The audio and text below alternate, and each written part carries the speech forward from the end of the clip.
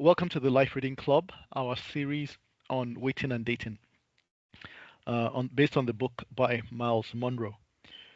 So our facilitator asks these three questions for somebody who is at the point of dating, or at least seeking someone to start a relationship with. So he says, how can I get to know someone without slipping into inappropriate behavior? How can I build a relationship based on friendship rather than physical attraction? And number three, how have you ever been in a situation where you wanted to meet someone, but I didn't know what to say or how to break the ice? And these are real questions. These are real questions. They're practical questions. And and so in thinking about this, the I am a firm believer that good things take time to build. That's I believe I believe in that. And so in my response to these questions, I just want to use my own personal experience. Let me start by saying that my experience is just unique to me, and how God works with each person is unique to them as well.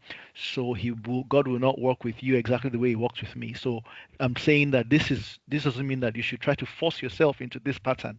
I'm just using this as an example, and if there's part of it there's a lesson you can learn it. If not, that's fine as well. The Lord can work in 1,000 different ways to achieve the same purpose in our lives. That is successful, God honoring relationships and ultimately marriages. So here is as I was reading the book, so it says one of the best ways that we can begin building a friendship is by asking questions that focus on the other person's interest. But how can you do that if you're already shy to even break the ice, right? And most people like to talk about themselves, and this is a good way to help them feel comfortable and to gain their trust. Okay. And these questions can be grouped into four basic areas: family, education, interest, and spiritual things. That is, you can ask questions about these things. Now, here is my own in red reflection on on this particular quote as I think about the three facilitator questions. If the context of your relationship is church, such as activities of the MCF refers to the Methodist Campus Fellowship, in my case, or the youth fellowship, that's the youth fellowship I was part of, you naturally have more opportunity to ask these questions. In a context in which you are not threatened and the person is not threatened, you are is that while we discharge duties, that is while you are working in your fellowship together, while you are executing tasks, while you are doing visitation, one thing would have led to another that would have allowed you ask these questions. And so it says that while we discharge duties, we ask questions. We played a little perhaps, and not just that. I saw the person interact with others, okay, in a non-threatening way. So the person doesn't really know that I'm observing them or I have deep interest in them, but it allows that person to be natural. So they're not trying to conform to a particular um, behavior or look their best just to impress you. No, you are in a natural environment where you are doing the focus is on a shared value or a shared responsibility or a shared activity. And so my going back to the original question here, if you're worried about breaking the ice, it's because you're already thinking about singling the person out of the flock and asking deeper questions, and right there, that's already a red flag in the other person's mind, that why is this person asking me these deep questions? But you have natural opportunities in the context of your relationships or your activities. So it says, how can I build a relationship based on friendship rather than physical attraction? So this is where you have the real opportunity. That is, in a context like this that I shared below, is where you have the opportunity to see somebody's character.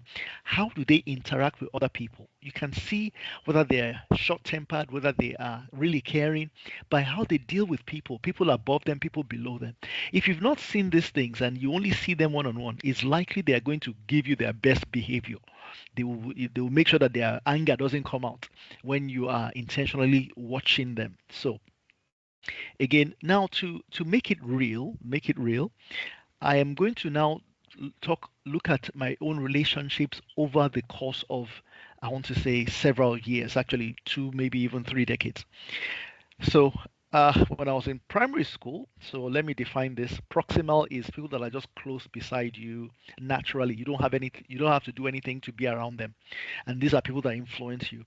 And then some of them might be acquaintances eventually, some of them might be casual friends, some of them might be close. Of course, you only marry one person, so I did not put the last, I did not put like fellowship and ultimately deep relationship here. So I just put a level of close, and close could also mean fellowship here. So when I was younger in primary school, who were my most important influences? My parents. But notice that uncles and aunts are in bold letter because those uncles and aunts were the ones that were closest to us. Parents were at work, and the uncles and aunts were the ones that we saw that modeled some behavior to us.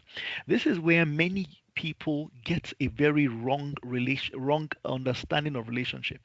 It's sad to say that this is at this particular stage was when some of those uncles will bring X-rated movies to the house. Okay, they didn't really, maybe they didn't know better, but maybe they didn't just care. But this is how a lot of young people begin to get exposed to wrong ideologies. Okay, so these were my most common influences at the time. And then I had some of my cousins. I just use letters to help me remember who I'm talking about. My brothers, of course, and then my neighbors. I had a neighbor right from primary school. His name was I'll call him Go. He was just different. We liked to play soccer. He did not like soccer, so he didn't do what everybody else did. But I was I was intrigued by him even as a young person. And so then when I went to secondary school, now, of course, I still maintain my proximal relationships, but what I now have is school friends. They're my acquaintances. I see them when I go to school. If For those of us who share some interests together, we might be friends in school. And then I had some cousins that we will always meet on family vacations to my home state, and so we influenced each other over the course of several years. Um, so this became my younger influences. So I want to stop here to say that around the teenage years, when people are getting young and getting to secondary school, the role of parents decrease. So that's why you don't even see parents here.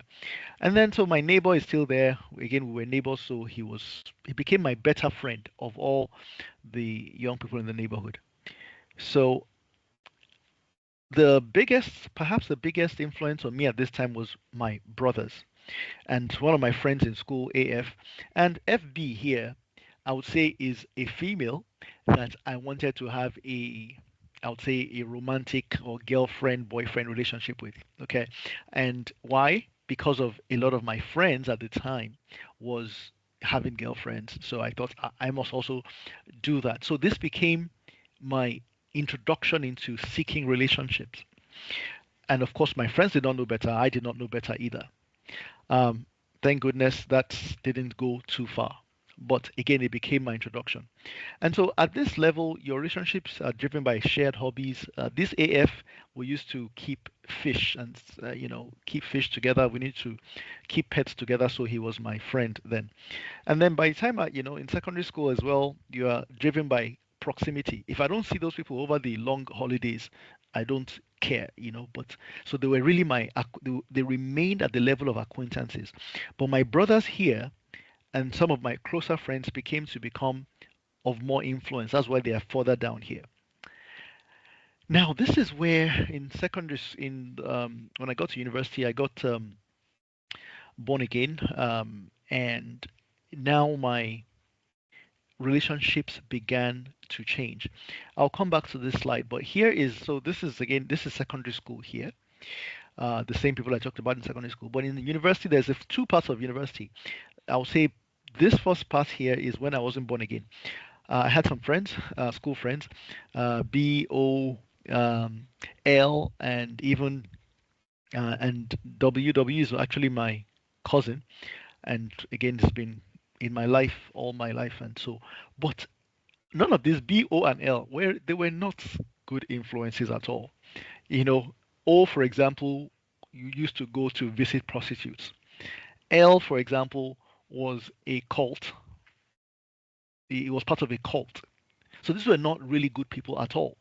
B used to smoke a lot in the room. And so I was only fortunate at this time, and I want to say this is not because I was a good person. I was not a believer, but my biggest influences at the time were my brothers. My brothers did not smoke, so I didn't take up smoking. My brothers were not part of a cult or any of those things, so I wasn't part of it. But these people were still my friends. Okay, um, and then at this time, what my brothers used to do though was they used to go to parties. So I got socialized into parties and all that comes with that. Okay, so again, and then there's a cousin of mine who I call GB. He was a believer, so he was a little bit of an influence. Okay, so between my friends and my cousins and my brothers, I wasn't good, but I wasn't too bad. Certainly, I was not saved. The and then I became born again midway through university, and it's like light and day. I want you to notice what happened here. So my brothers are still proximal. They're still close to me. We still would meet at home on the weekends. We still will see on campus. Um, but I was now closer to a new group of people. That's the MCF, the Methodist Campus Fellowship, and the Methodist Church Youth Fellowship. Okay. And several things also happened. I moved to quarters. So I moved away from the hostel where I was exposed to people like B, O, and L. I moved to quarters. And then I began to attend this fellowship, this one on campus, this one when I was home. I began to attend conventions. And by the time, so going further down here, as the months became years, my casual friends now became new friends that I got from the campus fellowship. C was one. Now W, who was my cousin, who at this stage was not really serious with the Lord, also became socialized around the fellowship, and we began to grow our faith together. And one of the things I want to point out here is I, I looked up to some of these people now. The people I looked up to were no longer just my brothers. No, these are the people I looked up to. They were people that showed, the life of God and serving God and all of that. So, but particularly, I really liked two certain friends. When I say two certain friends, friends that I knew in more than one place. So those I knew in my department in the university, and those people who also attended my campus fellowship. Okay, those are two certain friends, because I saw them in different contexts, right? Um, and then as I went on, some of them now became even really close. So the youth fellowship friends like ATL, he's a pastor today. DO, of course, is a pastor as well today. And then I began to have new mentors, people who taught me how to, lead people, and I was a little bit shy. And then there was, invited guests, ministers. This, and also this my old friend from primary school, my neighbor. He had always been somebody who loved the Lord. He actually was the first person I saw who showed what it meant to have a relationship with Jesus. So it's somebody I admire and I also looked up to. So my friends now became people I looked up to. I was now completely removed from all of these friends. BA here was a girlfriend I had in university. And of course, as I got born again, all of that changed. The people I looked up to changed. And so this is now this picture. So this is at the youth fellowship. This is me right here, where we used to organize teenagers conventions, and that's me. And many of these people are big people now. That's me right here, my vice president here, who is married to my closest brother in the faith and peer mentor. And then this is him right here, Reverend now. That's me, one of those late evening meetings at the Methodist Church Youth Fellowship. The meetings held in this basement room here. God did a lot of amazing things at that time. But at this time, these people became my models of relationships. They became my models of godliness. I was, these are people we met on a weekly basis. First Friday, we met and held vigils to pray and to plan among ourselves. Sole, our sole preoccupation was, let's us do the things of the kingdom. And as I saw them, how they interacted with one another, how they respected each other deeply, that respect, I can't even get over that one. Wow, for the first time I understood how to respect a woman, how to respect even other men, older, younger. And so these people impacted me. So here is again, this was an international convention. It was held in Lagos. I lived in Ibadan. This was in Lagos, and this sister here is from my home youth fellowship. This is my brother. This is that same my cousin now. That now we go to youth fellowship events together, and this is me. You always know me by this my long clothes right here. So the youth fellowship became a real point of socialization. So I had the opportunity to interact with people, and this is where I began to realize who I would want to marry and who I do not want to marry. They were all wonderful people, but remember, I'm a too certain person. I look at the people try to look at them from multiple perspectives. Okay. Um, and so I began to form at least what my ideal person would be. And so that was, now this is university. And then so now relationships are no longer just by proximity. I was not even living at home anymore. I was living with Go in his quarters. I moved. I could have lived at home. No, I went and lived with Go. This is again somebody I deeply respected, and also was godly, and he was doing the things of God, and I wanted to be around those people. And so relationships at this point are driven by shared values and meaningful tasks. I want to put a word of advice here. If all you see somebody do is pray, okay, and not really do something to express any acts of leadership or responsibility beyond what they are told to do, then you should be cautious, because really anybody can pray. Anybody can at least show themselves to be praying. The Pharisees used to pray a lot in Jesus' day, for example. Anyway, so, and then campus fellowship. This is me when I graduated. Notice the banner at the back. These are people I looked up to so much from my fellowship. One of them actually. But for me to have gone and taken one of my graduation pictures at this banner is very, very meaningful to me. This is one of the brothers that we attended the fellowship together. He got born again around that time, and he became. And he was in my department in university. So this is one of those two certain people that we challenge each other. We try to live out our faith together. A lot of these brethren now are mighty people. You can't even imagine. They are mighty leaders of industry, these people. But they became my role models. They became my co-laborers. I saw how they interacted. I saw the kind of people they sought for in relationships. And I did not need to say it further that I also sought that kind of person. Interestingly, this person here was the mama of the fellowship. This person here was a mama of the campus fellowship too. It's not surprising that when it was my time, that the mama of the fellowship was also somebody who was in my department in the university. We're in the same profession. It was I want to say it was almost I don't need to even pray about this, because the understanding had been built in me over time. And this is me. Notice me again on my long blue thing. This was when we graduated. This was our send forth at the fellowship.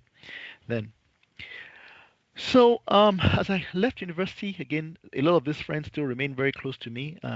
So the youth fellowship friends, MCIC friends, the Methodist campus friends, everybody moved along the lines of their professions and went across the country. So a lot of us lost contact. But if we still contacted each other today, we have very fond memories. One of them called me last December, and we had very, very good time of fellowship together. But anyway, so this youth fellowship guys became my real friends, as well as GO as well. So ATL, DO, GO became my friends. All of these people here are pastors, all of them right now. And as I began to walk, they became more important in my life. because again, these are the people I want to be around. So I had had the opportunity to see them begin to choose wives or choose court people, and so I knew what I should do and what I shouldn't do. Okay, it was just so clear. Nobody needed to preach that to me anymore. And then of course, work now becomes a big part of my life. I was living with Gio at the time, and then I moved to another city. I moved to Lagos. I used to come to Ibadan, and my Ibadan was always meetings and church and go back on Sunday. But again, I maintained my relationship with these people. Um, and then so again, so this is work. This is me now in another city in Lagos, working at the time. But notice here, then I moved internationally. I left Nigeria.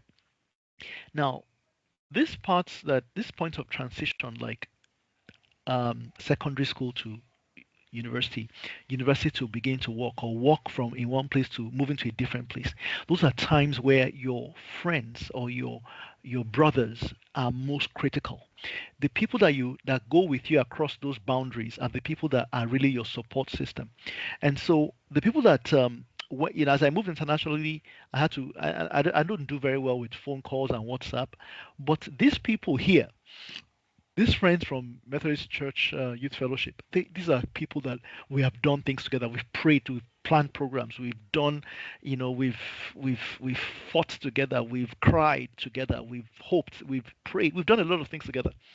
So I made new friends. Again, missional friends, people that again till today they are my peers, my peer mentors, very godly people. One of them is O. We used to do teenagers ministry together. I have deep respect for her. Deep respect. She mentored me in so many different ways, and also mentored my wife when my wife eventually joined me. And then I had other mentors. This is one of my pastors here. And then I met a friend who became a bosom brother as well. I didn't know him before, but one thing we shared in common, he loved evangelism and he loved youth and he loved to read. And so we met by chance, and ever since then, right now, we've read books together. We're still, right now, as we speak, reading books of scriptures together. We don't meet in person. We only see maybe once or twice a year, but we kept in touch. And he's somebody who challenges me, who asks me the difficult questions about how's your wife, how are your children, how are you treating your children, and tells me exactly the same thing, how he's struggling with being a parent or being a husband, and is like somebody who holds you really accountable. Okay. And then Gio, who's been my friend since childhood, is still somebody I deeply respect, and we still compare notes, we still talk, we still encourage each other. And then Do now also has relocated. It becomes even a deeper relationship that we maintain, and we hold a prayer altar together, and we've done that for so many years now. I want to say upwards of 20 years. Of course, we took a break when I initially immigrated, but uh, over the last 5 years, we've prayed, significantly um, over so many issues, and he's somebody who challenges me, and I look to him and take a lot of notes from how he is managing his home as a father now, and also as a minister of the gospel. So, in summary, I want to say that going back to the question, we might over spiritualize um, knowing people and getting into a relationship. And that's because when we moved, either from university or higher education to work, we left behind the people that we've done life with. And now we're looking at new people that we don't even know where they come from. You don't know their background. The people, because these people are, they look good, they have all the trappings of life. And so we're naturally confused. Okay. There's a part of scripture that says, talks about the wife of your youth. I don't want to misquote, but I think there are people you've done life with. When I say youth, I don't mean just like age, youth by age. I'm talking about even the people you've done significant things with. You've done things that have impacted the kingdom with, but because maybe they don't dress in a certain way, or because they don't talk in a certain way, You disregard. You disregard the understanding God has given to you of those people because you desire somebody who is wealthy. Okay. Um, so, and finally, here, I just want to say some of this as when I emigrated, I had begun my relationship with my now wife, and it was very, very cautious. Again, remember, I had been taught how to respect people and how to, of course, would I pray? Would I desire? Yes. But there's a fine line between praying and using gifts to bamboozle somebody or to show them your best side and all that. So um, I said this is actually true reflections of mine for us. I interacted with her in the context of fellowship or service, that is the youth fellowship or the Methodist campus fellowship. And when I solo visited her, when I visited her alone, we either had dates at a public place. We went to Tantalizers, or maybe to St. Anne's, but these were very public places. Um, and third, I think I then went to her house. But again, it was in very open places. Remember, we met at youth events, youth conventions. We met at places where we were serving and doing meaningful things. And that was the context. So though I was attracted to her, I was okay if I didn't get her because again I had a respect for who she was at the time and still do. Okay. And so when I was leaving, when I was emigrating, one thing I did make sure though is I may, I'll do my best. Is I handed, not handed, I made sure I introduced her to these friends. So this is DO. No, this is DO. This is ATL, and this is GO, and my brother as well. I made sure she knew these people, and these people could check on her, hoping that she wasn't going to leave me. But of course, to, I thank God that um, God did not allow the relationship to break because it was difficult. But again, my point overall is this: um, there's safety when you choose, not just based on some period of intense prayer, but give yourself time to be able to see somebody, to be able to be seen, okay? And you yourself be about the work of God, of the kingdom. Demonstrate your leadership. That's where how you show you can lead a home to the men, and as well to the women as well. Demonstrate your attributes, your honest self. You are also leaders. Demonstrate that leadership. Many women are going to be pastors, while the husband may not be a pastor. Many women will be leaders of corporations. If that's who you dream to be, then start to exhibit those things in the context of your fellowship. The brother who doesn't have the capacity, the maturity to handle a woman in leadership already would have seen you and would have moved on to the person he or she can handle. It will take somebody who is secure to marry a woman who is secure and who is a leader. Okay, so that's my sharing based on the